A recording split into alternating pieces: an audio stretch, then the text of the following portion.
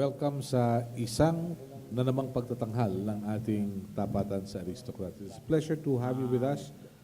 Marami pong mapapag-usapan ngayon at alam nyo, medyo iba yung approach dito sa palatuntunan ngayon sapagkat maraming paksa na ika ngay dapat pagtuunan ng pansin. Ano ba nangyayari sa lipunang Pilipino? Ano nangyayari? Sinasabi, meron pang corruption, may inefficiency. And with due respect to our friend from the diplomatic corps, while the United States has an eagle as its symbol, some people in the Philippines believe that our symbol is that of a headless chicken running circles.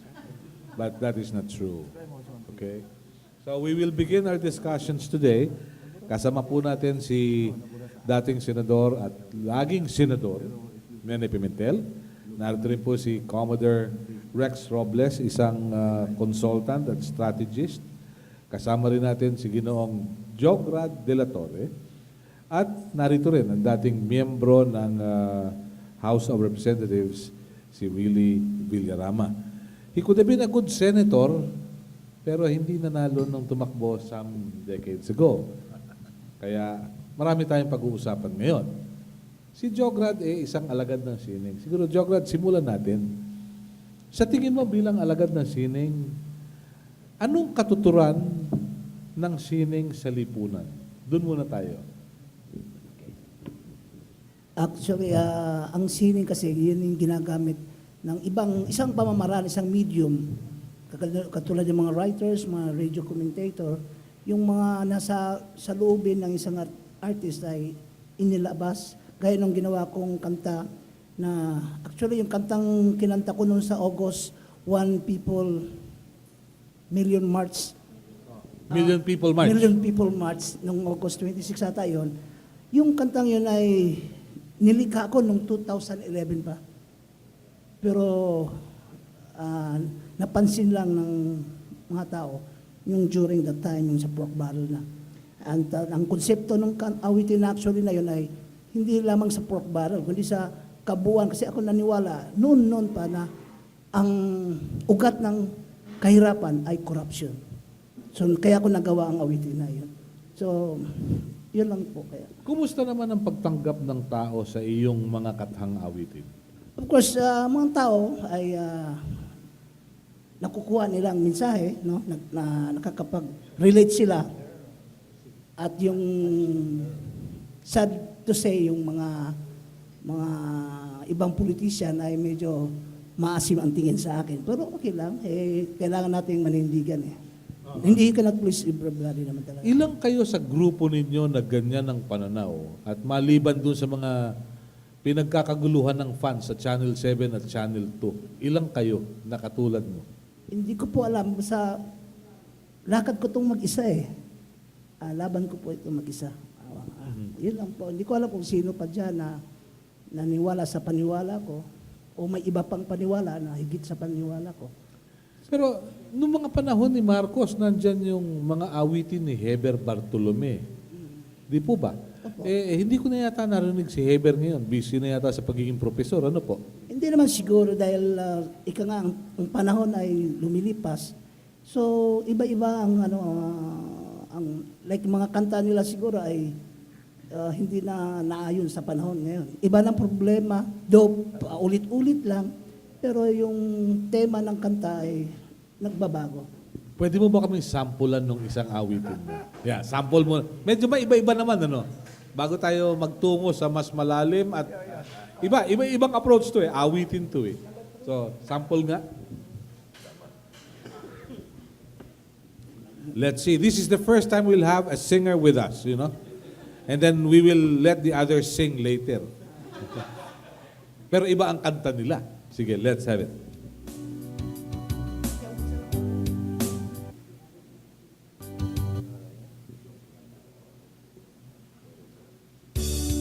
Okay. May buntag sa intaran.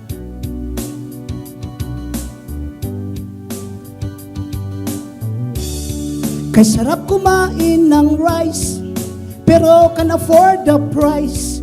Kahit gulay at fish, gasolina at dilis, mga piso'y kakainis.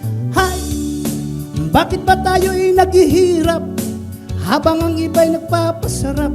Kahit anong sikap hanggat may mga kurap na ang business nila ay crime. Kukurakot sila dun sa left, kukurakot din dun sa right. Ang dasal ko lang, bangungutin sila tonight. Kawatan ng money, money, money. Ay naku kayo'y huling, huling, huli. Mga sakin sa pera, gaman sa kwarta. Tigilan nyo na ang mag-chiting-chiting pagkat kayo na ay booking-booking. Wag ganit sa pera, baka kayo makarma. Yeah, lagi na lang nako-compromise. Kahit gusto pa ng extra rice.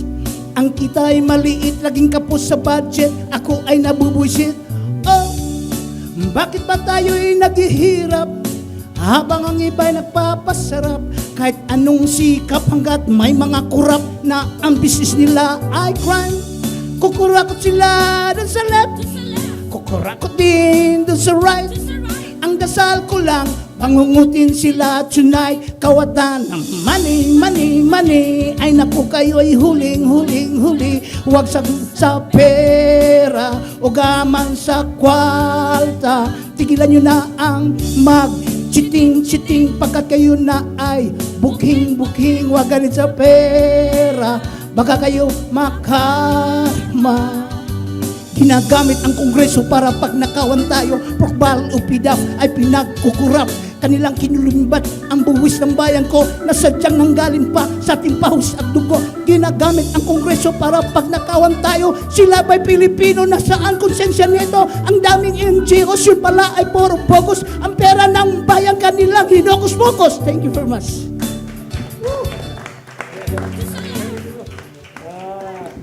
Jograd, meron pa ba mamaya? Meron pa. Oh, mamaya na konti. Okay, ngayon, magtungo tayo kay Senador Nene Pimentel. Nabanggit yung pangalan nyo. Kayo ba pwedeng mamalato sa amin dahil kumita raw kayo? Ano bang katotohanan dito? Tell us about your views about these exposés, these lists being published in the media, Mr. Senator. Hinahanap ko nga mula doon ang nag-unang nagpalabas nito ang Tribune ata. At gusto ko, I'm preparing a letter to tell them, totoo ba na si Senator Lacson ang nagsabi nito? Sapagkat kung may ihabla ko, dapat specific kung sino yung ihabla ko. Ano? At Senator Lacson naman ay sumasayaw ng cha-cha, orong sulong. Sapagkat ngayon, meron na ata siyang clarification na nilalabo, wala kong listahan or something like that. But he was quoted in the Tribune about it. Now, I don't know how true that is. Pero one thing I can say is that ang PDAP, pag hindi nakawin, is good for the nation. Marami matutulungan. Ang problema lang kasi, maraming sumasaw-saw dyan na humihingi ng porsyento, which is really bad. At maganda yung kanta ni Mr. De La Torre sapagkat at least yung mga mensahe na ganun, makakapangalan nito, will awaken the people na, uy, merong pangyayari dyan na kung minsan din nyo naintindihan sapagkat masyadong highfalutin yung language na ginagamit in the discussion of the thing. So yun ang aking maikling pananaw na ang PDAP, pag hindi nakawin, okay lang. Ang problema, pag ninanakaw. Okay. Isang tanong, isang sagot. Nakinabang ba kayo sa PDAP? In the sense na marami akong natulungan, yes. Mga ospital, mga, kadami. Heart center, sabihin mo, kidney center, lung center dito, PGH, kung sabihin mo, ibang mga ospital sa ibang lugar ng bansa. Marami akong natulungan. Pero ni isang sintimo, wala akong ninakaw dyan.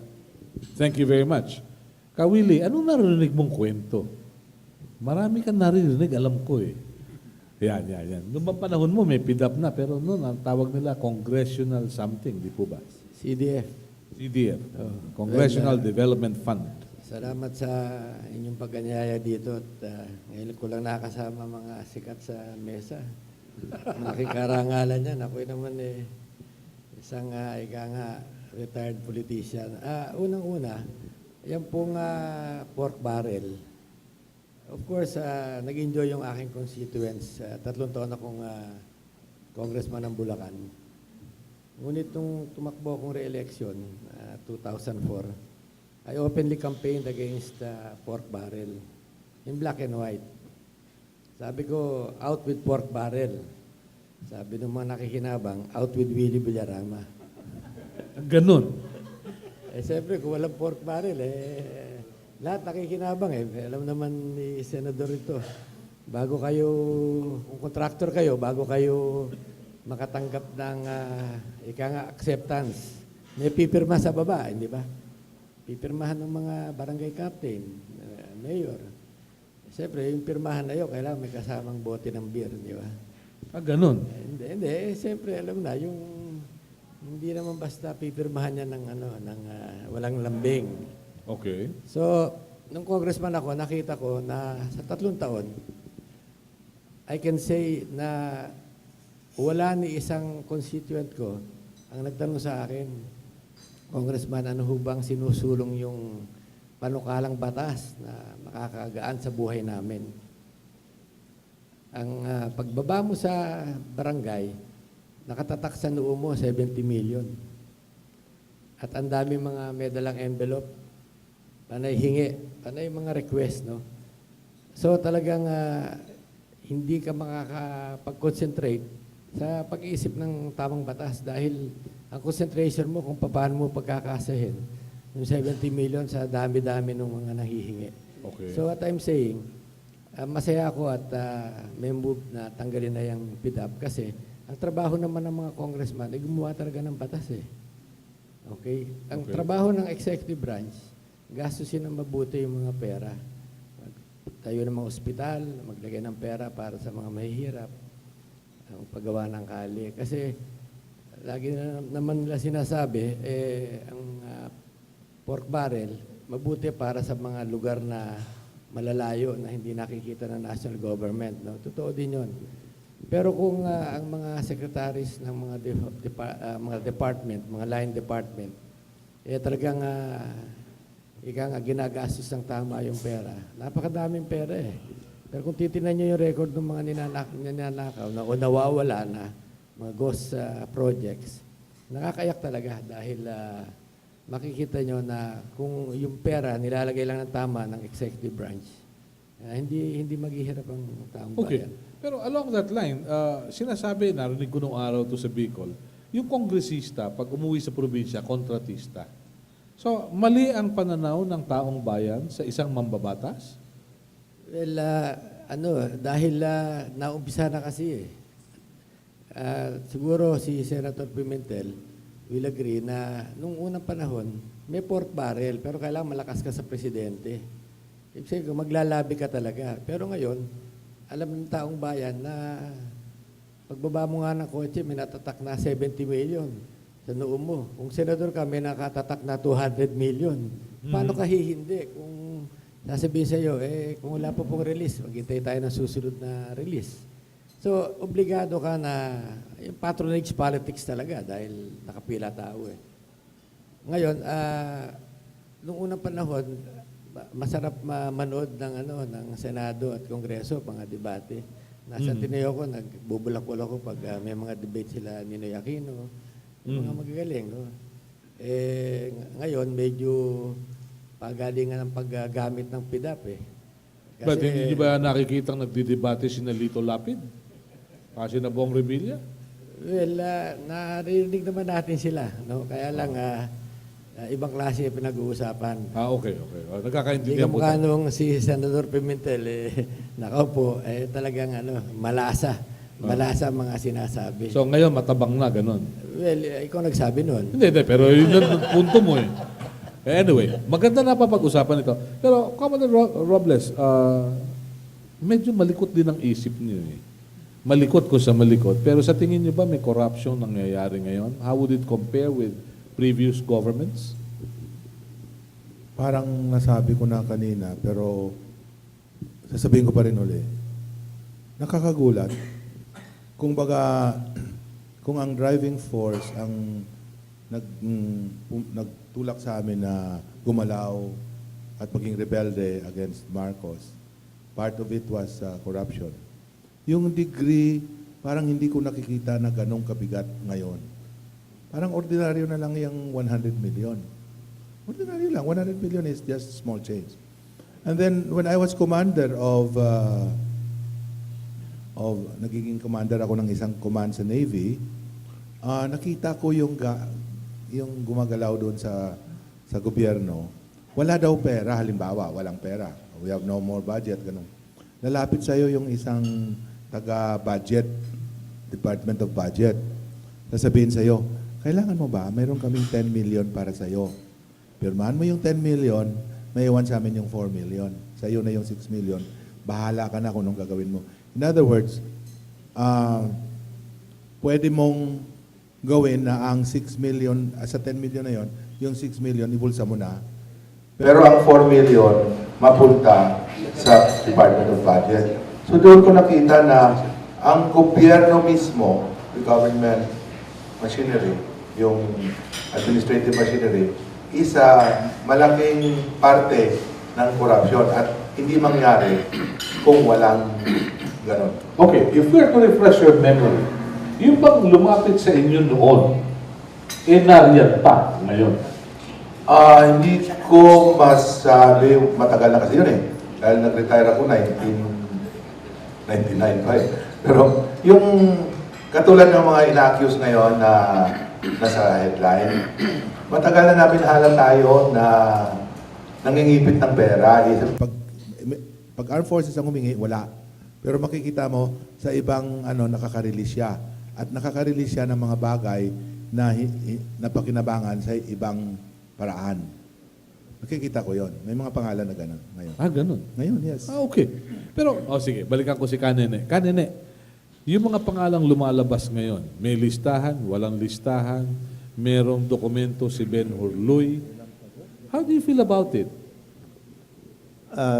Para sa akin, ang media kasi may karapatan to use freedom of the press.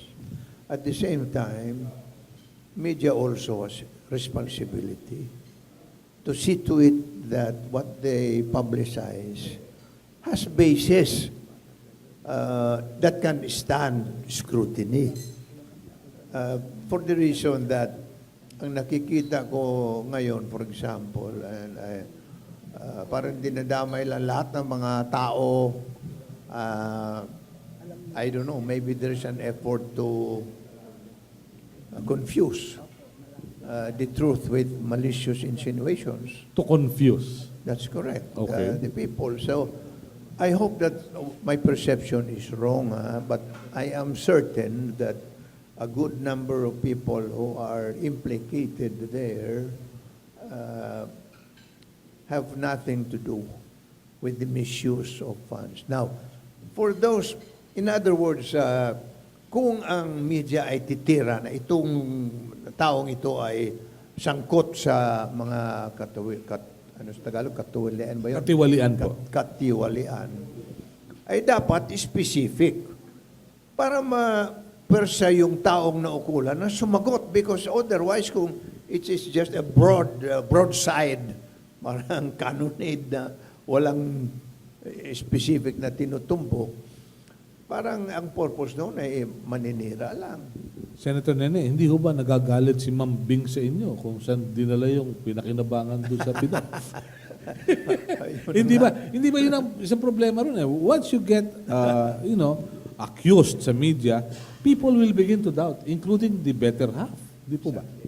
Oo, so yun ang ating appeal na kung ang media ay may paniniwala at yung mga tao na nag-akusa should be more specific. Huwag naman na, lahat ng senador dyan magnanakaw. Hindi naman totoo yun. Lahat ng congressman magnanakaw. Hindi totoo. Kung sino yung magnanakaw, sabihin nyo kung sino. Para mapilitang sumagot o mahabla, and then he will be made to account for his or her act. Ano? Okay. Kawili, saan makakarating itong mga issue to? Itong mga expose, saan makakarating to? Well, kung ang iniisip mo yung makukulong, medyo matagal yan. Dahil sa due process, abogado si Senator Pimentel, yung due process at saka yung tinatawag na beyond reasonable doubt. Okay, ngayon, pero maganda ang pupuntahan. I'm very, very optimistic na maganda ang patutunguhan kasi nagigising ng publiko, nagigising ang masa. Ngayon, ang tingin nila ngayon sa mga politiko, nakakalungkot ka, magdanakaw kami lahat. No? Pero dati, pinag-uusapan na yan, pero ngayon may detalya na. Yung pork barrel na nawawala, yung mga kalye na hindi naman pala ginagawa, mga gamot na hindi dinideliver. So nagiging conscious na. Tapos sa social media, napalagay ko, ito pinakamalaking problema ng mga politiko. Ako'y sinusundan ko yung Facebook, Twitter. Nakakatuwa kung maglabas sila ng mga drawings sa mga politiko. No? Yung parang caricature o kaya nilalagyan nila ng mga words. No?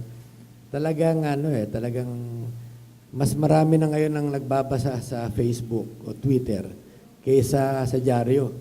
In fact, meron akong gustong kaibiganin si Vice Ganda. Sino ba may kakilala kay Vice Ganda? Baka pwede niyo ako pakilala. Diba, ba si Jograd, baka kaibigan ni Jograd. Hindi, alam niyo kung bakit. Hulaan niyo kung ilan ang nagfa-follow sa kanya sa Twitter. 3 milyon. 3 million followers, which is much bigger than the circulation of all newspapers, palagay ko. Can you imagine if we can convince her to tweet something that is educational, to educate her or his followers? It's. Ano? Sabi nila, it's. Malaki ang impact sa kanyang follower. So, I would like to request yung may mga kakilalang sikat na ang daming mga follower sa Twitter o Facebook to use this to propagate, number one, the word of God. Number two, good governance and anti-corruption. Hindi yung ek-ek lang. Tulad nung nababasa mo kay Vice Ganda. Pwede mong sabayan kasi kaya nga umabot ng 3 million dahil maraming may gusto sa ek-ek.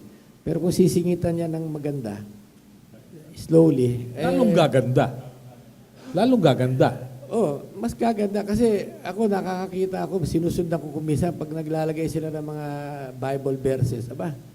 Nagugulat ako dahil baka ako mukhang pinapasukan ng Holy Spirit itong katawan nito, no? Hindi, makikita mo kasi nagbabago. Okay. So, ang proposal ko lalo sa media na kayo ang talagang against corruption, hanapin nyo sa Twitter at saka Facebook yung napakadaming followers. And then try to talk with them, try to convert them. And I think it will do a lot, especially this coming election. Okay. Jograd, sinasabi mga taga-showbiz, maraming followers. Ano ba talaga dapat ang papel ng mga nasa showbiz? Dahil entertainment basically yun Pero sabi nga ni Kawili, maraming followers, 3 milyon kay Vice Ganda. Anong tingin mo sa ganon? Talagang ang showbiz din naman ay katulad din ng isang ordinaryong mamamayan. Mamamayan din sila Kaya nasa kanila kung pwede nilang gamitin yung kanilang katanyagan para mag-propagate ng mga mensahe na nakakabuti sa bayan o di kaya sa mga religious o sa bayan, both side magagamit. Dapat ang isang lalo sikat na artista ay magiging responsible enough na gamitin yung pangalan, yung kasikatan niya para makatulong sa bayan natin. In any way. Okay. Dito malaki matutulong mo, kapatid dahil marami kang kilalang magagandang mga personalities. Tama ba yun? Including cartoon characters. Diba? So, if you can talk with them, na magpasok ng ng mga mag-tweet o maglalagay sa Facebook, ang laking bagay. Okay. Well said. Rex, let me ask you, social media has come of age.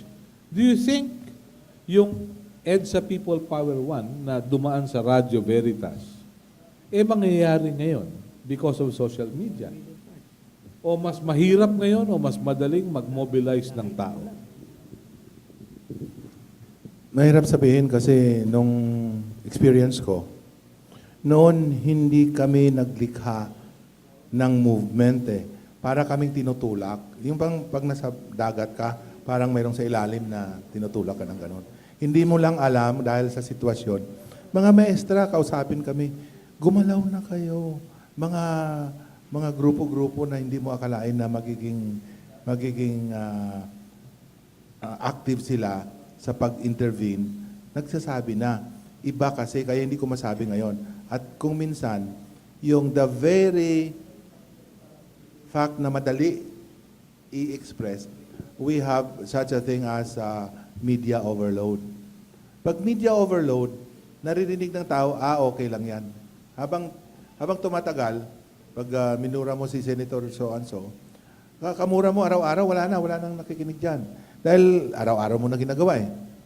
Nang sa media naman, ibalik ko sa media, nagtataka ako, kulang ang media ng research dito sa nangyari. Kung ano lang yung nakikita nila, nagawa nila noon, yun lang inuulit. Revilla, Enrile, at saka Estrada. Wala na yung sino pa ba ang responsable. Kasi itong tatlo na to, responsable sila in their own way.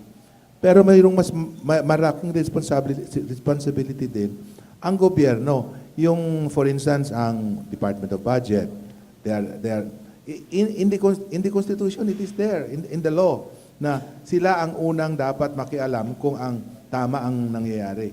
Hindi ka pwede mag-release ng 1 billion na hindi mo alam, okay ka lang kung sinong nagsasabi. So, hindi tama ang pag-allocate ng responsibility in that sense. Parang nako-confine lang dun sa tatlo, sa 3 stooges, sabi nung ilan. Kasi madali eh. Madaling ma-recognize yun. Pero hindi mo sinasabi kung sino pang iba na dapat managot. Yung mga sa budget dapat managot. Kasi hindi man sila mag-release kung hindi nila titingnan yan eh. Alam ko yun dahil sa nag-commander ako, ang hirap-hirap humingi ng pera sa budget. Kung either wala silang pera o kailangan makiparty sila sa pera mo. So you're saying what's happening today is a bad practice, ganun. Excuse me, a bad practice. It's very bad. Very bad pala, very bad. Okay. Mabuti naliliwanag nyo yan dahil baka mamaya yung tatlo lang ang napapagtuunan ng pansin. Pero has it ever occurred to you, Rex, na pag-aralan, suriin din kung sino ang nakikinabang sa mga headlines na lumalabas sa periodiko ngayon? Isa lang ang masabi ko dyan. Minsan nagkaroon ng insidente, tapos tumawag ko sa Inquirer. Sabi ko, may sulat ako dyan. Sabi nila sa akin, hindi namin ma-publish to. Ba't hindi nyo ma-publish? Balanced views, fearless. Balanced views, fearless views. Sabi ko kay Leti Magsanok, Leti, tanggalin mo na yan pag hindi mo ma-publish ang letter ko. And then, one time, nagsulat si Amando Doronila, isang column tungkol lang sa akin. Ano daw ako, mahilig managinip. Sagot ko naman, talaga namang masarap managinip at hindi lang naman ako mag-isa na nanaginip, marami kami. Ngayon, alam mo ba na ayaw ng Inquirer i-publish? Pumunta ako sa Inquirer. Pinilit ko na i-publish. So, ibig sabihin, ang mga newspapers natin na nagsasabi na independent sila, hindi naman sila ganun ka-independent. Kahit na yung mga bestsellers natin, mga PDI, wala yan. Ganun? Wala yan. Talaga? Sino paniniwalaan natin ngayon? Dahil sinasabi, yung periodiko may kredibilidad. Hindi. Ang periodiko, may panahon lang sila na mag-publish ng certain facts or data. Pero dapat sarili natin at sarili nating intindi. Ang periodiko, ginagamit ngayon, kung titingnan mo lahat ng may-ari ng mga periodiko, kanya-kanyang agenda. Kanya-kanyang agenda. So, kailangan mag-ingat ka lang na hindi ka nadadala sa isang opinion. Yun lang. Okay. Well said. Kawili, you'd like to react? Well, may joke nga eh. Ang totoo lang daw sa dyaryo yung petsa. Ganun. Talaga, ha? Hindi, kuminsan yun daw, ang nagkakamali. Yun Nagkakamali pa kuminsan. Yun ang joke. But alam nyo, ako naman, I will defend yung dyaryo, no? Kahit akamo 80% lang ang totoo o may pinoproteksyon. Kasi, dyan nanggagaling yung binabasa sa radyo naman, sa probinsya. Okay? So, kahit na paano, nakakatulong. And then, we also have to understand kung malaki kang advertiser. Alam niyo na yung mga malalaking advertisers, yung mga telephone companies. Napakahirap na upakan yung Yung mga kumpanya. dahil Advertiser. yun ang doon ka kumikita no? Mhm. So, I think it's human nature kahit sa anong bansa. Ang importante lang, pag may nadyaryo hint na malaking skandalo o maliit, yung civilian, yung society na dapat makialam. Mhm. Okay, Rex? Gusto ko lang i-point out na ang dyaryo, negosyo din yan eh. So, kung saan ang magandang negosyo, doon din sila hihilahin. Hindi natin pwedeng sabihin, kung ang dyaryo hindi binabayaran, libre, although walang magbabasa pagka libre, pero ang dyaryo lang na pwede nating asahan, yung hindi binabayaran kasi street sales eh. Minsan, kinausap ako ni Dick Pascual, pinakita yung picture ko, kasama yung asawa ko, si Marlene at saka anak ko. Sa Bicol, alam mo naman doon, binata ako eh. Di ba? No? So, nagalit ako. Sabi ko, ba't nyo pinablish yan? Hirap na ako manligaw dito, tapos nawala na lang, bigla na lang ako nagkaroon ng asawa. Alam mo sagot niya, Melo. Ano mo kami, abla mo kami. Bakit ko abla? Kasi pag inabla mo kami, tataas ang street sales namin. Every time na inabla kami ng mga RAM, o magreklamo ang RAM sa amin, 10,000 ang dagdag sa street sales na. Ganon. 10,000. Basta may RAM, Ku, Robles, gano'n. May bebenta. 10,000. Okay. Senator Nene, isang tanong ko sa iyo. Sige. Okay. Nakalimutan ko na tuloy yung aking Well, anyway, yung punto about media responsibility. Yes, please. A responsible media also needs responsible readership. Meaning to say, wag naman pag nabasa mo sa dyaryo, totoo yun. Gamitin mo naman ang discretion mo as a human being to appreciate kung ito ba ay may batayan o hindi. In other words, minsan kasi, Milo, ang ibang reaksyon, curtail freedom of media. As a matter of fact, media freedom should be expanded. Sa tingin ko, I have always been an advocate of media freedom, but may but yun. The media has to be responsible. But for that responsibility to be appreciated by the people, the reading public must also exercise a measure of responsibility on their part. Hindi na basta-basta sinabi ni media, totoo yun. I mean, that's not... Magandang bagay ito. Now, on the social media aspect, Yes, yung please. original question mo na nawala na tuloy sa Hindi ba, okay usapan. Pag binabanatan, for example, ang administrasyon through the social media, it has all the means to reply through social media also. In other words, wala namang nagpipigil sa kanila na, huwag mo sagutin yun. So the idea is that, sige, there is no way. I am not aware of any practical solution to, let us say, curtailing the freedom of people expressing themselves through social media. Paano mo gawin yun? Hindi na ata kaya. Mabuti lang yung mga dyaryo noon, pwede mong ihabla individually, but social media, how do you do that? Mr. Senator, my next question to you is this. You had friends who are powerful, as they are powerful today. Bakit hindi mo naisip magtayo ng radyo, ng telebisyon, at ng periodiko?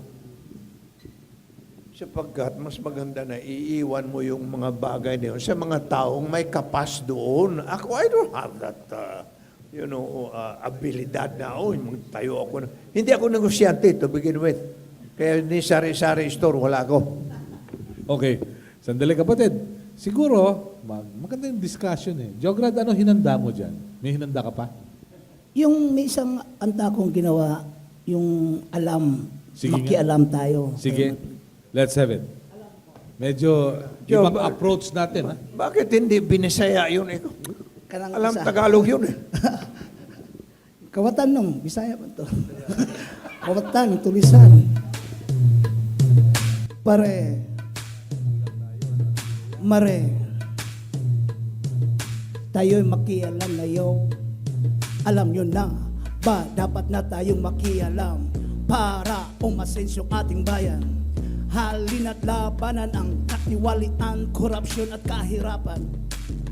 Huwag niyong isipin na di natin kaya. Sama-sama lang po tayo sa ating advokasya. Lahat tayo makialam, may bagong pag-asa. Lalong-lalo na kung tayo magkaisa. Okay, kung gusto natin ng pagbabago, panahon na makialam tayo. Kapakanan ng bayan, laging iuuna. Makialam tayo, Pilipino. Kay tagal na natin sa hirap. Hanggat may mga kurap, kay hirap magsikap. Lagi na lang tayong pinagsamantalan, huwag natin silang hayaan. Kailangang manindigan para sa ating bayan. Tayo'y makialam, tara na at makialam. Tayo'y makialam para sa ating inang bayan. Hoy makialam, hoy makialam. Hoy makialam para sa kaunlaran. Tayo'y makialam, tara na at makialam. Tayo'y makialam para sa ating inang bayan. Hoy makialam, hoy makialam. Hoy makialam para sa kaunlaran. Alam nyo na ba, dapat na tayong makialam para umasenso ang ating bayan. Halina't labanan ng katiwalian, korupsyon at kahirapan. Huwag niyong isipin na di natin kaya. Sama-sama lang po tayo sa ating advokasya. Lahat tayo makialam, may bagong pag-asa. Lalo-lalo na kung tayo'y magkaisa. Okay, kung gusto natin ng pagbabago, panahon na makialam tayo. Kapakanan ng bayan, laging iuna. Makialam tayo, Pilipino. Kay tagal na natin sa hirap. Hanggat may mga kurap, kay hirap magsikap. Lagi na lang tayong pinagsasamantalan, huwag natin silang hayaan. Kailangang manindigan para sa ating bayan. Tayo'y makialam, tara na at makialam. Tayo'y makialam para sa ating inang bayan. Hoy makialam, hoy makialam. Hoy makialam para sa kaunlaran. Tayo'y makialam, tara na at makialam. Tayo'y makialam para sa ating inang bayan. Hoy makialam, hoy makialam.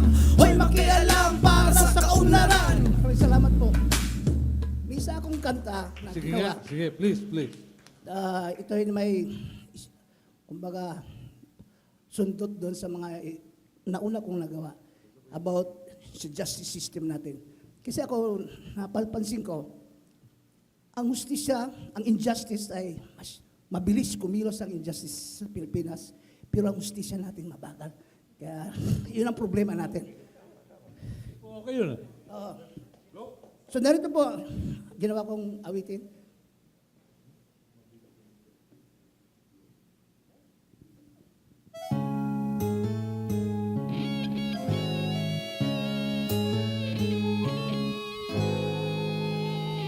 Nasaan ka, hustisya? Hinahanap-hanap kita. Hanggang ngayon di kita makita. Nasaan ka, hustisya? Nasaan ka, hustisya? Bakit kay kupad-kupad mo? Di ba ang mabagal na hustisya ay kawalan din ng hustisya? Ikaw ang dapat sandata sa tulad kong salat at aba. Ikaw ang dapat pag-asa. Hustisya, hustisya, bakit hindi kita makita? Nasaan ka, hustisya? Ikaw ba ay hustis na? Nabibilit na babayaran? Pwedeng imprensahan? Nasaan ka na, hustisya? May piring pa ba ang iyong mata? Ayun pa rin bang timbangan? Ay walang lapis, walang kulang. Ikaw ang dapat pag-asa sa tulad kong salat at aba. Dapat ikaw lingsang dalang. Hustisya, hustisya, bakit hindi kita makita? O kailan kaya ako magbibigay? Kailan makamit ang katarungan? Hanggang kailan pa ba maghihintay? Hustisya, hustisya, bakit hindi kita makita? Hustisya, hustisya, nasaan ka, hustisya? Hustisya, hustisya, bigyan mo ko ng hustisya. Hustisya, hustisya, bilisan mo, hustisya. Hustisya, hustisya, hustis ka ba, hustisya. Hustisya, hustisya, hustis ka ba, hustisya. Hustisya, hustisya, mayroon pa bang hustisya? Malupit ito. Jograd, may tanong ako sa'yo. Yung mga awitin mong yan ba naisa sa himpapawid? Yung ano lang, yung kawatan kasi nang sumikat sa social media.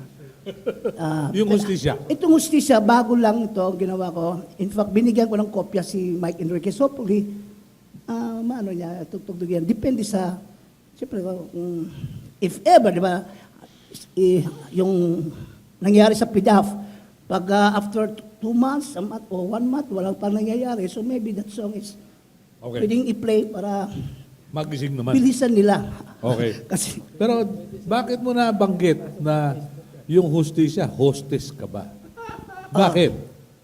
alam mo na maraming tayong mga balita na nabibili ang mga ang alam na, may nabibili ang, sa Meron kasing dictum nung araw sa isang lalawigan sa Bicol. Alam to ni Commodore Robles. Ang sabi, if the parties cannot settle the case manicably and the fiscal fails to fix the case, then the judge will have no other alternative but business the case. Ganun narinig ko, pero I hope it's not true. Okay, we have questions from the media. Please. Sensya na, late ha. Kanina sa piyesta sa Bacoor. Anyway, I just want to get comments from, especially from the good senator. A long time ago, sabi ng mga Kastila, huwag daw bigyan ng high education ang mga Pilipino. Kasi, yun daw ang sisira sa atin. Number 1. Number 2, how can you, remark from, sabi ng isang presidente, I would run the Philippines run like hell by Filipinos rather than heaven run by the Americans. Yun lang, yung 2 things. Tracy, teka muna. Nag-apply ka ba ng visa sa Amerika? Hindi, sa Japan yung visa ko. Hindi, meron kasi Amerikano, taga-US Embassy. Baka ako gusto mo lang mag-PR. Joke lang. Okay. Senator, please. Tungkol sa education, diba? Yung first question. Alam nyo, actually, ang isa sa pinaka-importante na legacy ng American colonization of the Philippines was the universalization of education. Ginawa nilang universal ang education. Panahon ng mga Kastila, if you look back into our history, ang edukasyon para lamang sa mga don at mga donya, yung mga may kaya. But when the Americans came, among the very first moves that they took was to make education universal. So, lahat ng mga probinsya magkaroon na ng elementary, primary, elementary education hanggang high school.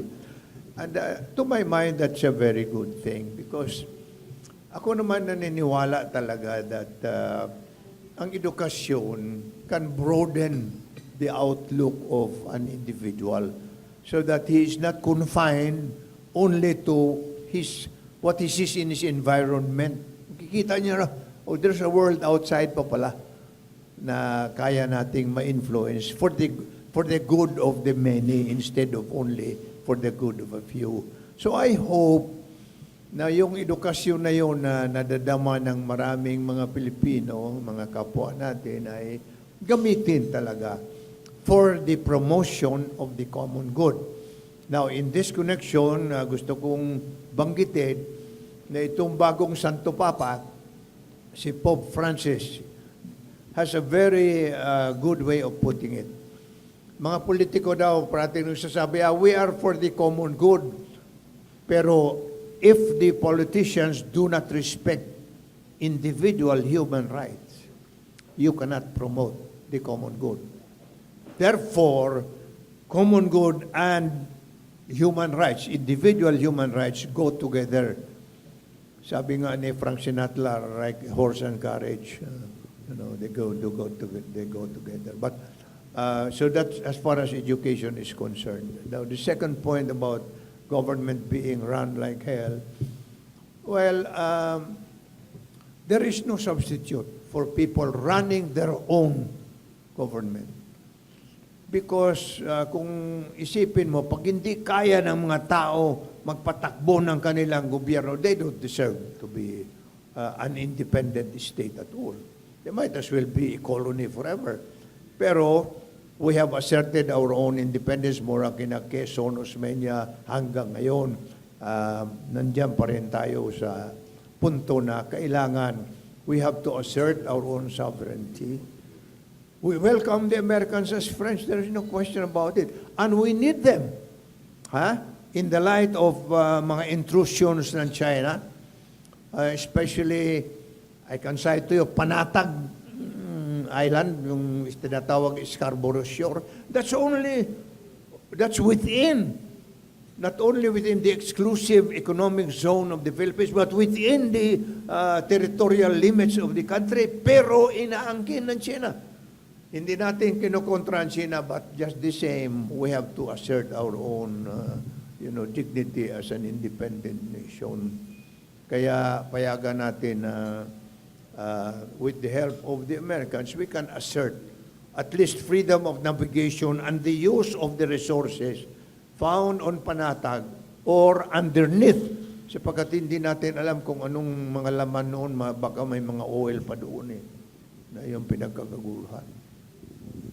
But siguro, Senator, are we being run like hell by Filipinos today? I don't think so.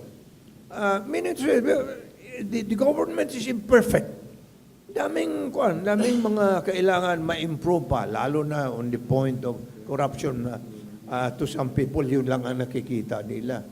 But over and above corruption, development ng mga lugar ng Pilipinas should be the primary concern of the Filipinos. Of course, pigilan yung mga magnanakaw. At kung sino yung mga magnanakaw, dapat talaga naman ikulong. Yeah. In their desire to build infrastructures, talagang magaling. Ginawa nila yung daang Maharlika noong Holy Week. Kaya nagkagatas-gatas yung traffic, but that's another case. Anyway, yes, Tracy. Follow up. How can the U.S. government really side with us concerning the islands of dispute when it owes so much from China? Medyo may utang daw sa China yung mga Amerikano. Yeah, as a matter of fact, kung titingnan mo ngayon, ang China pala holds the highest investment rates in the U.S. Pinakamalaki ang investment nila. But I think the mere presence of the U.S. soldiers, incidentally, this has to do with the enhanced Defense Cooperation Agreement. Now, this has to do with that. Ako, from the outside looking in, nakikita ko that agreement, number one, has to be discussed, submitted to the Senate. Huwag nila itago. Because dapat malaman ng mga tao, ano ba naman yan? And kumbaga, ang impression ng tao ay tinatago yung agreement na yon. All the more the people will suspect, there must be something wrong with that agreement. Now, among other things, the U.S. forces now apparently have parang freedom to use any existing Philippine military base in the country for their own purposes. Now, I don't know the extent of that. Mayroon nagsabi na according to the treaty daw, subject to supervision naman by the Philippine military authorities. But whatever it is, the important thing is those things must be discussed publicly so that the people will know. And then we can criticize the thing as it deserves kung meron talaga kamalian noon. Because yung mga base ng Pilipino, si Rex would be a more authoritative voice here sapagkat he comes from that sector of our society. Kung ano ang magagawa ng mga dayuhan kung bibigyan sila ng permiso to come in freely in and out of a Philippine military base. Di ba dapat merong kaunting restriction naman? Because otherwise, yung dignidad mo nga na pinaglalaban ng ating mga bayani in the past, parang nawala na. Kung ganun. That's the only point that I want to bring out on this call. Masaya to. Sinimulan mo rin lang, hindi tatapusin natin to. Pero for our friends in the media, we will discuss thoroughly the agreement next Monday. Okay? Hihimayin natin ito next Monday, and we're extending the invitation as well to our friends from the U.S. Embassy to join us in the discussion, because this will forestall whatever doubts people may have on the agreement. Pero mula kay Commodore Rex Robles, ano bang tingin ninyo dito sa kasunduang ito? You're familiar with military relations between the U.S. and the Philippines. Do we stand to benefit from the agreement? Kami po ang nakumpisa noong 1977, yung renegotiation ng US bases. Kaya ang pakiramdam ko sa side ng Amerikano, medyo mas sensitive ako kaysa most people. Ang masabi ko diyan, baliktad yung ginawa natin sa EDCA. Kasi noon, nag-usap kami ng mga Amerikano, sabi ng Amerikano, ang dalawang presidente natin maglabas muna ng common statement. Pag ang presidente natin naglabas ng joint statement, may lalabas na terms of reference. Pagtapos ng terms of reference, issues. Ang issues ngayon ang pag-uusapan. Ang ginawa natin, nagkaroon tayo ng agreement dito na general. Pero actually, kung titingnan mo ng gusto yan, terms of reference lang yan What are the terms of reference that we will talk about? And yung pagtago nga, yung pag-reluctance to make it public is the one that bedevils the rest of the population. So, nasabi na ni Senator Pimentel kung bakit kailangan pag-usapan yan. Ang sa akin naman, palaging dalawang issues yan pag sa Amerikano ang pag-usapan natin. One is extraterritoriality. The other is compensation. Yun lang, dalawa na yan. But it seems there is no compensation at this point in time. Hindi pa natin masabi Yun ang problema. We cannot criticize something that is not clearly understood. It's not finished. So, sinabi lang, mayroon tayong agreement. Anong compensation dyan? We are not asking for cash. The problem is, when you treat the Philippines as an ally if you are the United States, you have to treat it as a true ally. Ibig sabihin, when you stand side by side to confront an enemy, pareho ang ating capability. Kung mayroon kayong crew-served weapons, mayroon kami. Kung mayroon kayong barko, mayroon kami. Hindi pwede yung kayo lang lahat ang mayroon, kami wala. Nagmukha kaming kawawa. Ibig sabihin, protect. We don't want your protection. We want your help to protect ourselves. Article 2 of the Mutual Defense Treaty says very clearly, both sides have the duty to develop their respective ability to resist armed aggression. So the responsibility is mutual to develop the capability of your partner to resist armed aggression. Hindi lang yung ang Amerikano, ang Pilipino, ang manindigan sa bataan, kundi ang Amerikano din, pagkatapos ng bataan, tulungan din ang Pilipino na hindi na maulit yung bataan. Hindi. Nilalayuan tayo at isa pa, ginagawa din nila sa ibang countries, Japan, Germany, and so forth, Israel. Ang lalaki ng binibigay nila, tama yung binibigay nila, sa atin bakit hindi? After the war, nagbigay sila sa Europe ng $1 billion with 5-year grace. 5-year grace, $1 billion.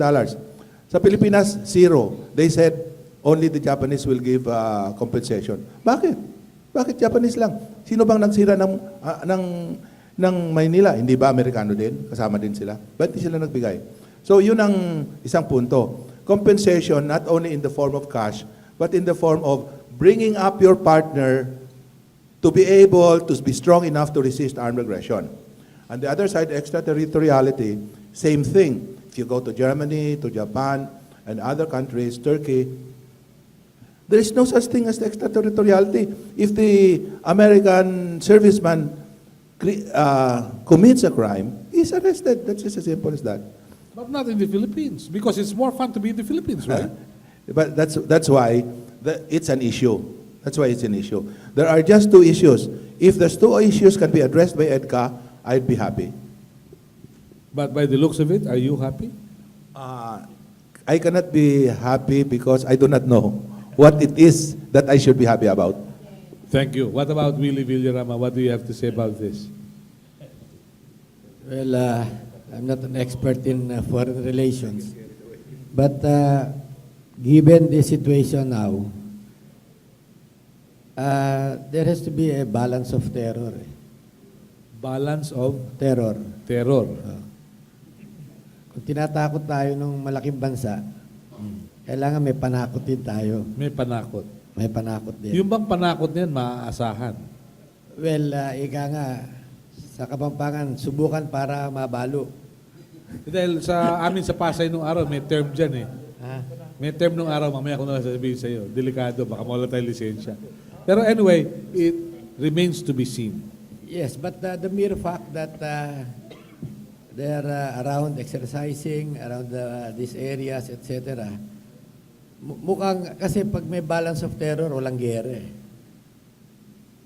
Nagkakagera lang pag talagang kayang-kayang apihin ang isang bansa. Nakakayang sabihin at may mga bisita tayong ano. Pero kita mo ng mga sinusugod nila yung kayang-kaya. Di ba?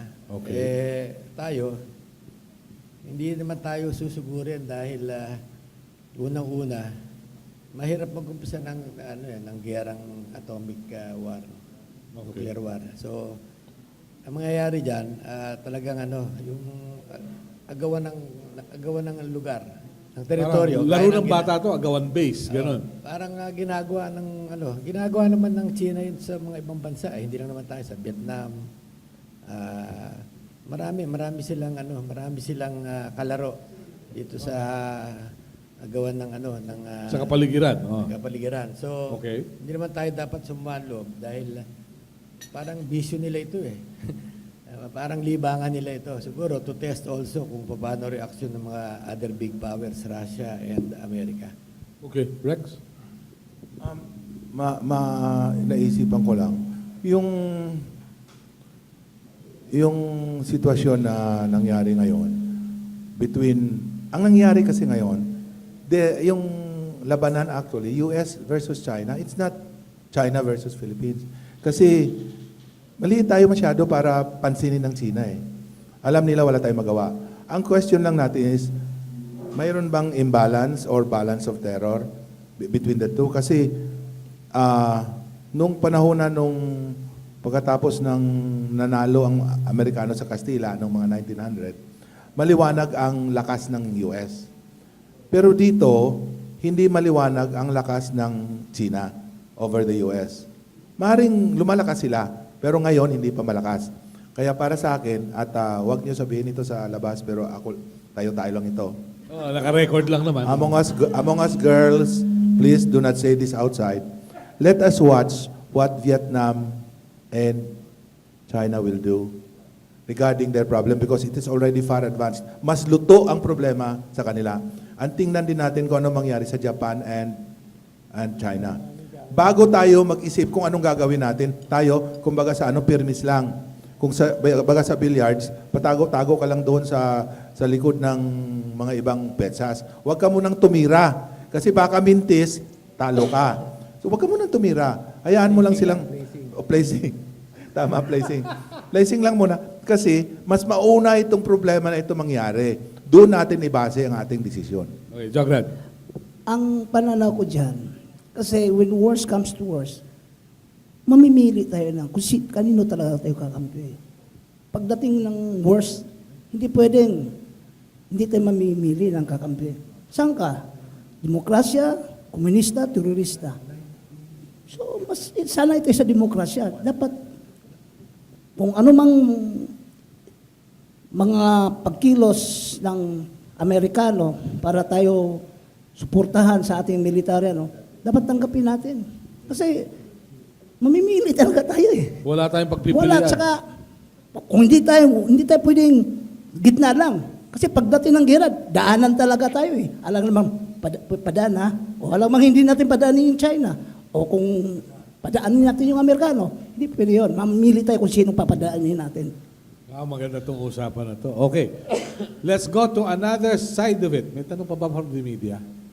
Mukhang tahimik yung media ngayon. Sige, tanong ko muna. Lumagda ang MILF at ang pamahalang Pilipino sa kasunduan. Coming from Mindanao, how do you look at it? Para sa akin, any agreement that leads to peace should be welcome. Pero hindi ibig sabihin na tama na yun. Ang ibig sabihin ng aking obserbasyon, tulad ng obserbasyon ng marami pang mas maalam kayo sa akin,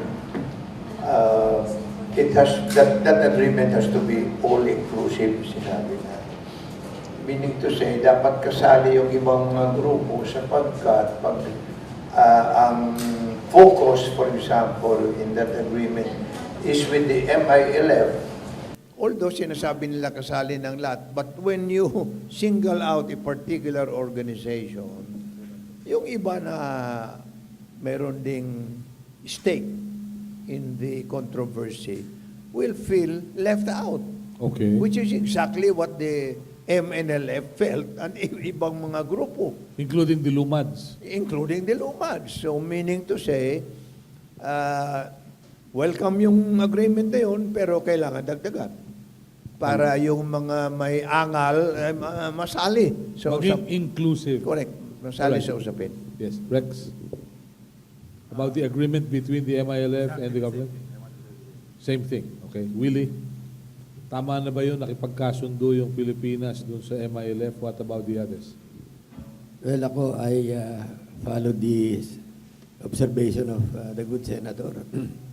Alam nyo, sa conflict resolution, hindi maaaring merong hindi kasali. Kahit ang malit na grupo, kahit isang tao, kailangan marinig. Eh, nang nangyayari dito, mukhang may exclusion na doon sa mga, halimbawa, yung mga Kristiyanong maapektuhan sa Mindanao, malaking grupo yun. Kung naalala nyo yung panahon ni Toothpick, di ba, Senator? Yung bang may anting-anting, di ba? At saka, masyado ang reaksyon, lalo-lalo na yung mga big businesses sa Mindanao. Yung mga ilan na nakakausap ko, kasi hindi nila maintindihan eksakto kung ano yung powers ng ng armed government kung makakalusot, no? Siyempre, iniisip nila yung mga negosyo nila.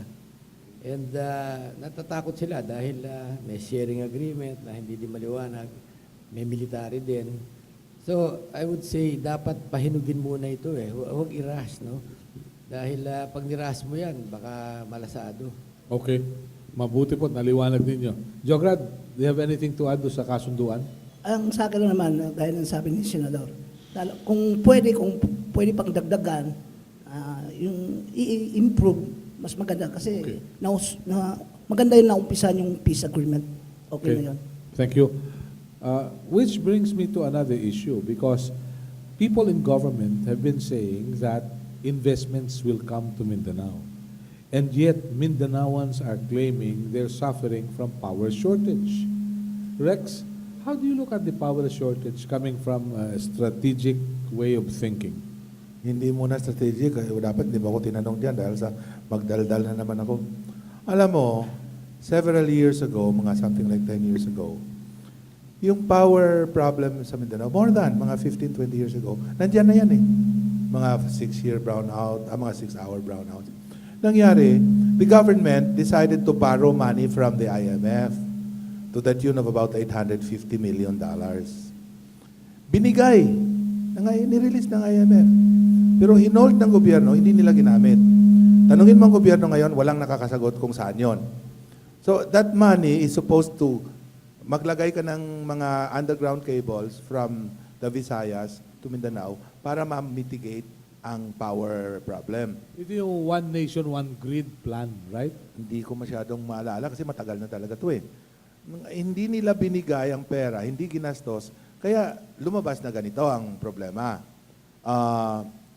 Nandiyan na yung problema, mayroon tayong magagawa doon, pero ang umpisa noon, hindi tayo, ang gobyerno natin, tinago yung pera or nawala yung pera na dapat ilagay doon. Kasi ang problema sa Mindanao, hindi yan bagong problema, matagal na nangyayari yon. Pagka hindi mo na-solve ang power problem, tama yung punto mo, kung nasundan ko, walang mangyari sa Mindanao. Power is basic.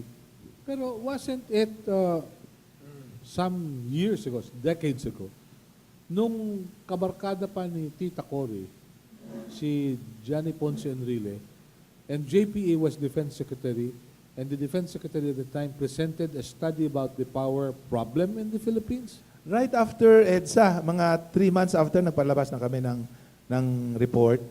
At saka dito lang sa Maynila, marami kaming na-identify dito na mga lumang-luma na. Magkakaroon ng problema.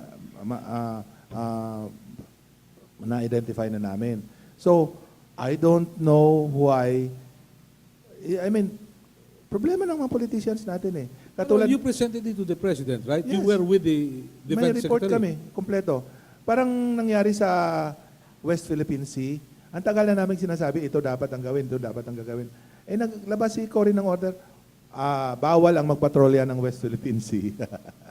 Baliktad na baliktad yung ginawa Teka, niya. excuse me, during Cory's time, you were prevented from patrolling Yes, South China Sea? Galing si Cory sa China, remember? Pumunta siya sa birthplace niya. Sa Hongjiang. Pagbalik Sa niya rito, naglabas siya ng mga directive. Yung isang directive is, it is not allowed to patrol the Calayan South China Islands without permission from Malacanang. So in effect, we were not allowed to patrol that area.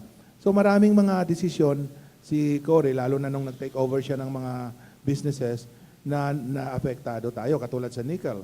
When Cory took over, nickel's price was going through the roof. Like today, it's very high. Pero ang binigay ni Joker doon ng mga tao sa nickel mine natin sa Mindanao, puro mga kaliwa. Kaya they instigated their own employees to strike. So nasara yung mga nickel mines. Maraming mga ganon na mga istorya. Pero what was Cory's response when you presented the Powell situation? Was it really true that the President said, let the next administration No. handle it? I don't have that impression. She was concerned, but sinasabi lang between the cup and the lip, bago mo inumin, may tumutulo eh. May hindi pumapasok. Parang ganon. Yung governance, like sabi ni President Ramos, okay, there's a problem, you can write 20 directives, lahat yan. Akala mo pagkatapos yan, pahinga ka na kasi marami kang directive na nagawa. Hindi. Kailangan isa-isahin mong sundan yan. So it's more of managerial skill. Okay. Senator Nene? Ikaw, ang dami mong pakulo about Cory.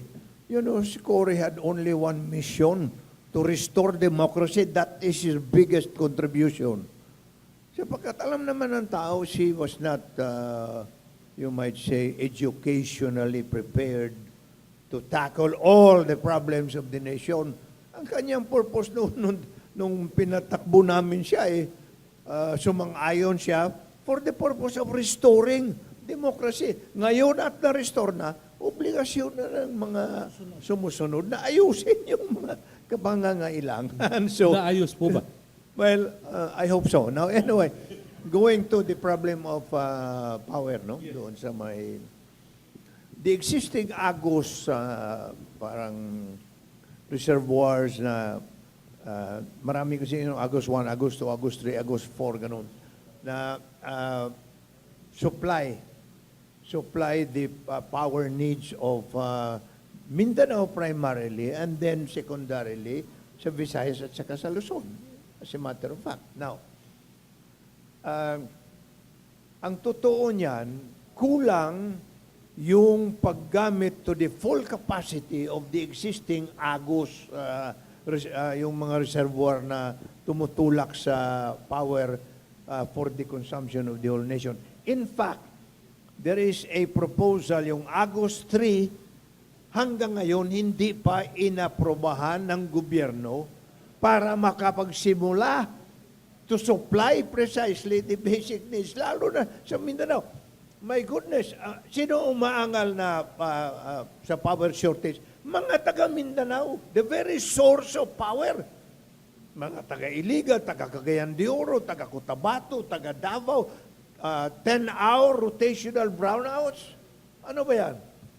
So meaning to say talaga kami mga taga Mindanao, galit dyan sa parang hindi gaanong naunawaan ng gobyerno na may solusyon yung problema. At yung August 3 incidentally, lumapit sa akin yung nagpo-propose, sabi na wala kami hinihingi na pera sa gobyerno. Meron ng, anong pangalan nito, investor na mag-back up sa mga pangangailangan. So, we are repeating this plea, hopefully, na makarating sa tainga ni sino bang Secretary Pitilla. Pitilla, Secretary. Pero he's a good Pitilla. administrator. Oh, yeah, no. But he doesn't know anything about power. Yun ang sabi. No, I don't know. Anyway, I know. okay. That's beside the point. Si ano po? Si Kawili. Alam niyo po, kung i-google niyo yung Mindanao Power Crisis, makikita niyo, buhat nung panahon pa nung pag-upo ni Presidente Gloria, makikita niyo na mga taga Mindanao, talagang mababasa niyo that they have been complaining or predicting a power shortage. Tama si Senator Nene. Ngayon, kung susundan niyo, talagang binabaliwala ng gobyerno. Kung di binabaliwala, my dirty mind tells me, malaki kasing pera dyan eh. So nagbabakbakan yung mga malalaking power, Suppliers. yung mga nasa power business, kung sino sa kanila. Okay? So, nandyan yung failed bidding, nandyan na yung Lahat. iba-ibang mga pamamaraan para huwag matuloy kung hindi sila ang mananalo. Kasi, kung titingnan nyo, kasi na-google ko na yan Senator mahilig ako mag-google pag may mga issue. 2001, yung Mindanao Business Group, nagpapadala ng sulat kay President Gloria. No? Sinasabi, eto, malapit ang maubos. Tumuwid pa, panahon ni Presidente. Ganon din, yung sinasabi ni Senador, sa Agus, no, ang laki-laki nun Bakit hindi maituloy? No? Dahil, may dirty mind tells me na merong mga malalaking negosyante na lasting. Talagang gustong-gusto makuha yung project. Pag dalawang malaking higante naglalaban, tinan mo ang Cebu Airport, Ayala, and Mukhang controversial pa hindi yun. nga, pero kita mo, nakademanda naman. No? Ibig sabihin ko, mga higante, I think it's an issue of greed, no? Putting it bluntly, it's an issue of greed. Itong mga malalaki, they want more. Kung parehong greedy naglalaban, walang aandar. Okay. Rex? Kasi dati akong nagnenegosyo, na part of business also. And I took part in a development plan doon sa Agos area. It's one part of it na kumpleto na kami, pati yung mga tunnels na ididig na para may daanan, kung saan namin kukunin yung magdidig ng tunnels na yun. Lahat. We presented this. And alam mong ginawa, remember, ang secretary noon, si Angie Reyes pa, dapat malakas ako doon, kumbaga, ibig sabihin. Pero even Angie Reyes cannot do anything about his own people. Really? His own people will tell him, sir, okay naman ito, pero kailangan may mga papeles pa na kailangan. Until nung ripe na yung papeles namin, sinabi sa amin, hindi pala pwede kasi you have to do something else. In other words, sinatambakan kami ng requirements. Hanggang sa inaway ko yung mama na yon sa harap ni Angie Reyes, nagalit talaga ako. Inaway ko, sabi ko, kayo nag-aantay na ba kayo ng pera sa amin? O ano, ganun. Walang nangyari. Kasi malakas ang hawak sa kanya, mas malakas ang hawak sa kanya. So, binablock niya talaga yung proposal namin na wala akong nakakitang masama. Except na ayaw nila. So, this was 3 years ago. So, I just don't know what is happening now. But Pitilla cannot do anything kasi sometimes Angie Reyes will tell me, sabi niya sa akin, pare, masyadong malakas yan, huwag mo nang ano yun. Para bang nakakabuisit yung lakas? Ganun? Well, kumbaga, tanggapin mo yung na may limits as a secretary secretary of power. Angie Reyes had to accept na may mga bagay na hindi niya kaya. Na powerless siya. Powerless siya sa Kaya may rest in peace. Talaga nga naman, oo. Napakahirap nitong pangyayaring ito. Yes, please. Yes, gentlemen, it is a fact that 60% of the total GDP is controlled by 50 families in our country. So makikita mo yung cause and effect eh. Most of them wants to get into power generation aside from other infrastructure project na nakukopo nila. So, Senator, as a elder statesman, you're being respected everywhere. Ano ho kayang magiging solusyon? Because it's being showed so much inequalities with regards to distribution of wealth as 50 families controlled 60% of the GDP. Kasi kung natatandaan ko nung panahon ni Marcos, ang isa sa mga isinulat doon sa libro ni President Marcos then was the control of the oligarchs in our economic and political institution during his time. That is one of the prime mover why he declared martial law. Yun ang sabi That's niya. one of the point. Well, it's real. Because aktivista din tayo nung araw eh. Nakita rin namin yan eh. So, ano pong tingin nyo sa umuulit na pangyayari? It's a creeping problem para bang hindi natin pinapansin. Pero it's there. 60 families, 60% of the total GDP is controlled by 50 families. Okay. That's the point. Yes, Alright. yes. Kanine, nagbago ba yun? Sabi ni Lagarde, anong pangalan nito? IMF. Sa IMF chairman, that the trickle-down theory of economic development, hindi uubra yun. You have to infuse it with social justice principles. Meaning to say na yung economic development natin, huwag natin pabayaan na ang magdikta ang mga mayayaman. Dapat pakialaman ng gobyerno para medyo pantay ang labanan sa baba. Because you cannot just rely on yung economic principle nga na total bababa naman yung benefits doon sa economic development sa mga masa. But yung pagbaba, patak-patak na lang yun kung pabayaan mo. Therefore, what needs to be done is for the government really to be more aware of the fact na hindi kakayanin ang massive development para sa tao kung pabayaan mo lang sa kamay ng mga mayayaman ang direksyon ng ekonomiya sa bansa. But that will take time because you have to do a lot of legislation kung kailangan, lalo na sa pag-allocate ng mga pangalan nito, pundo in the determination of the national budget. That is why, kung titingnan mo sa local government code, I'm sorry na ma-mention ko yun, the budgeting process actually should start from the barangay. Kung ano yung plano sa barangay, aakyat sa munisipyo. Galing sa munisipyo, sa siyudad, pupunta probinsya, pupunta sa Regional Development Council, bago pupunta sa Pangulo at isali niya sa kanyang State of the Nation address para mapunduhan ng Kongreso. And then balik sa Presidente and then distribute where they are supposed to go. Pero of course, alam natin na hindi naman natutupad yun So one of the things na gusto kong mangyari sana na yung proseso ng how the budget should be prepared should be followed. Nandiyan ang batas. We do not need additional laws. Ang problema sa bansa natin, marami na masyadong batas, hindi naman ini-implement. Thank you, Willie.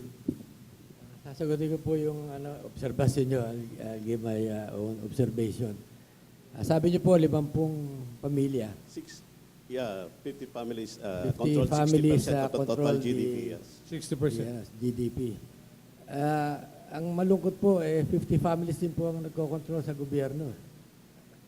So, yung sinasabi natin na ang gobyerno ay maging makamahirap. Mahirap po dahil ang nagpapatakbo sa mga karamihan ng mga politiko, yung mga yayaman din eh. Yun nga po nangyayari. Kaya ang aking solusyon dyan, para lamang ma-liberate tayo sa mga mayaman na hindi naman lahat nakikialam, pero yung sa mga mayaman na talagang ginagamit yung poder para lalong yumaman, ay kailangan mag-organisa ang masa. No? Madaling sabihin yung mag-organisa. Paano tayo mag-organisa? Kailangan mag-umpisa tayo sa pamilya. No? It has to be family-centered. Ilan sa atin ang umuupo sa hapunan na pinapaliwanag natin sa ating mga kasambahay, mga anak natin, kung ano nangyayari sa kapaligiran, current events. Ilan ang nagsasabi sa mga anak, yung mga salita sa banal na aklat, no? Tungkol sa good governance and politics, no? And anti-corruption. Ang ibig sabihin, kung hindi tayo mag-umpisa sa pamilya natin, hindi natin ma-organisa effectively. Kasi nag-organize lang tayo pag panahon na ng halalan. Pag mabilisan ng pag-organisa, kunwari, 3 months, yung may pera talagang magwawagi eh. Yun ang may pera para mag-organisa ng mabilis at magsinungaling, magbigay ng mga pangako. So if we really want changes, yung talagang tunay na pagbabago, kailangan mag-umpisa sa sarili natin. Kailangan sa pamilya natin umpisan, mga driver natin, mga katulong, mga kasambahay natin. We have to discuss with them every week kung ano talaga ang sitwasyon. Eh. Kasi otherwise, panay wishful thinking itong sana magkaroon ng gobyernong may puso. We are saying that something has to be done with our political structure because the economic structure is already there. Eh. So mukhang may problema ba sa political structure natin, sir? Ang problema po kasi sa atin, maraming nangangarap, maraming mga ganitong diskusyon. Pero ilan ang pag-uwi natin, i-organisa natin yung sarili nating pamilya for to understand what's happening, current events, and to understand ano ba ang obligasyon ng isang mabuting mamamayan ng Pilipinas. Kulang tayo dyan eh. And then I think it has to be Bible-centered. No? It has to be nakasentro sa isang Panginoon. Dahil doon tayo kukuha ng lakas eh. It might sound religious, but sabi nga nila, the family that prays together stays together. Okay? Has only one rosary, Ay, sabi nila. and the family that discusses current events, governance, politics, corruption, will produce a great nation.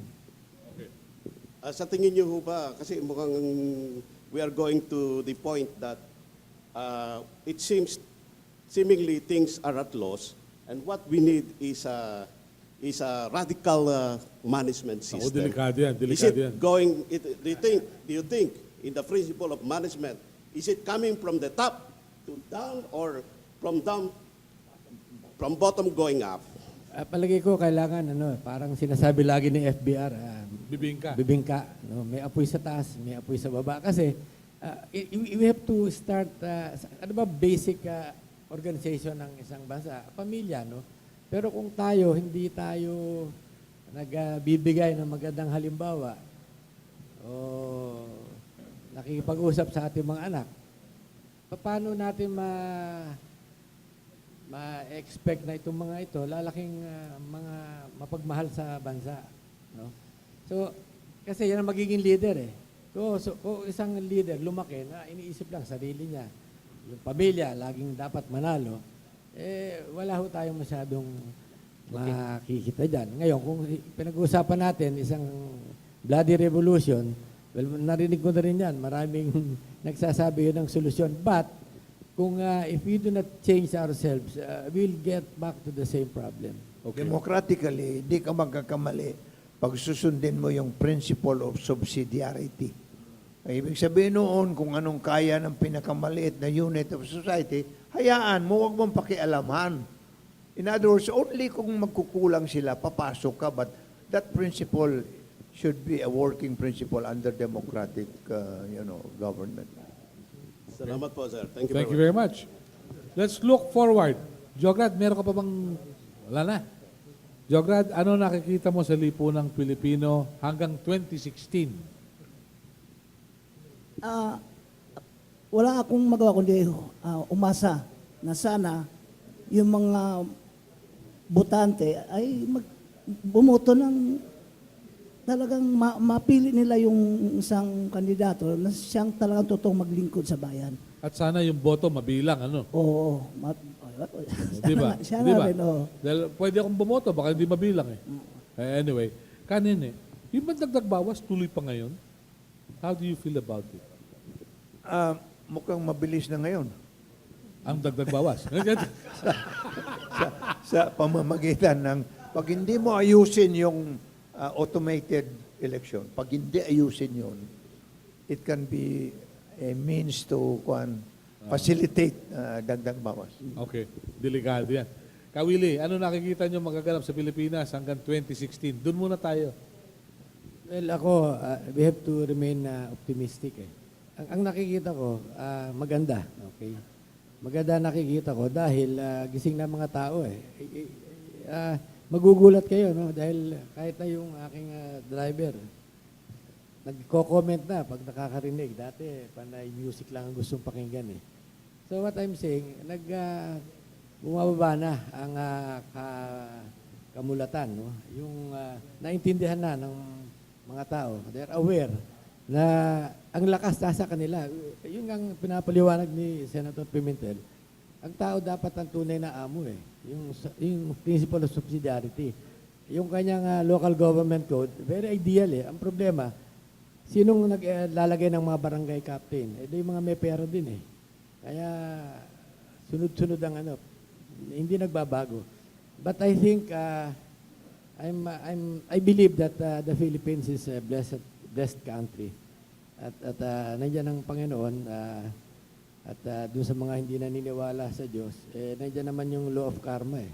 At nangyayari yung law of karma. Okay. Rex, what do you foresee? What will happen until 2016?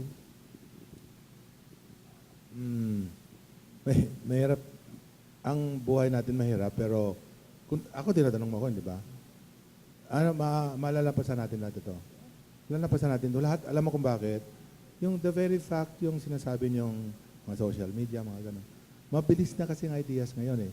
If a problem before was being tackled by one person, it can easily be tackled at the same time by 10 or more persons. Malaking bagay yun.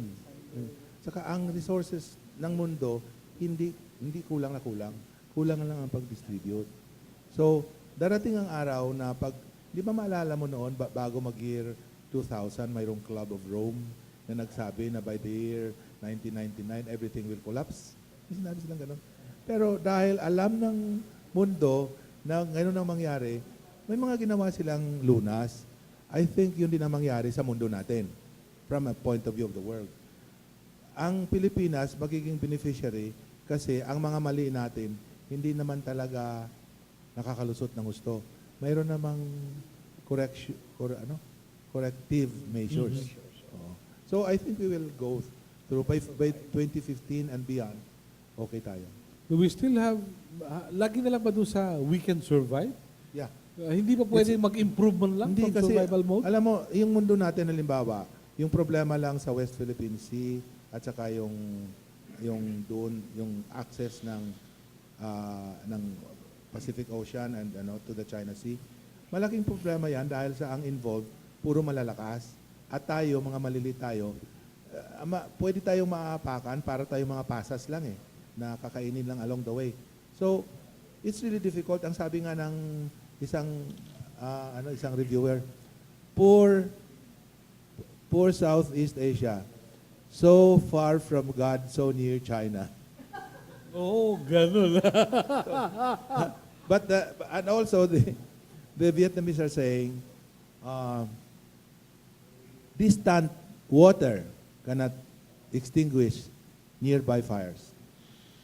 So we have to consider our relationship with China. We cannot avoid that. If we can consider that, and it's not very difficult to do, I think we will get through. Pero hindi pa ba sapat yung kanilang negosyante na mga dugong Chino na nasa Pilipinas? Ganun lang yan. Ganun lang yan. Pero business will be business. Hindi pwede yung business na papatayin niya yung sarili niya. Okay. You know, meron kahapon, Mother's Day. Opo. So, my wife tumawag sa mga kilalang mga restaurant. Pwede ba kaming mag-reserve yan? Kain kami, pamilya. Ikaw, kalimutan mo yung Mother's Day kahapon. Ano ka ba? Well, anyway, the thing is that, maniwala ka, wala kaming nakuha na available room. Ang ibig sabihin, ang mga Pilipino ngayon, kahit papaano, they have some extra money to spend already. Hindi tulad doon when I was growing up, Mother's Day. Wala, hindi sineselebrate yun.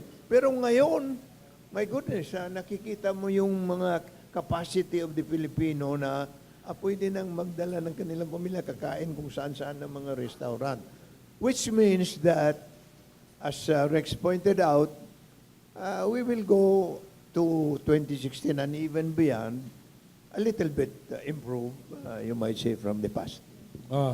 Kawili, pahabol. Well, regarding Mother's Day, tama, maraming nasa restaurant kasi palagay ko, marami na ang mga mister na mabait na ngayon.